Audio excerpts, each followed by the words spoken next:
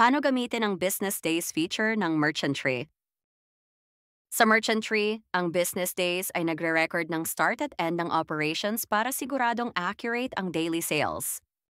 It automatically starts when an employee begins their shift. Tara, simulan na natin. Una, pumunta sa sales at itap ang Business Days. Dito mo makikita ang listahan ng lahat ng Business Days. Pwede mong itap kung anong branch o date ang gusto mong i-check.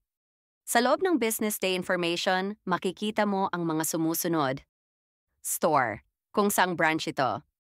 Open by, sinong employee ang nag-open ng store.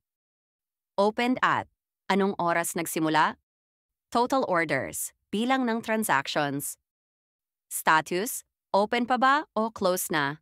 Actions, tap close business day kung tapos na ang operation. Reopen business day kung kailangan ng adjustments.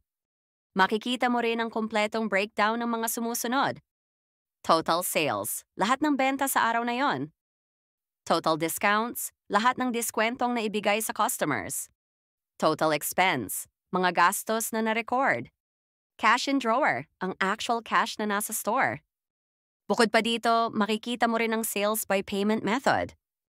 Kung cash, credit card, e-wallet, PayMaya, GCash at iba pa.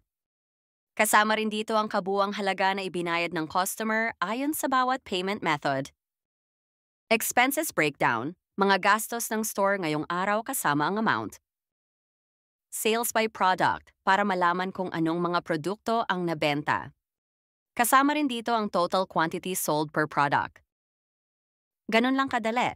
Sa Business Days feature ng Merchantry, madali mong mamomonitor ang buong takbo ng iyong negosyo araw-araw.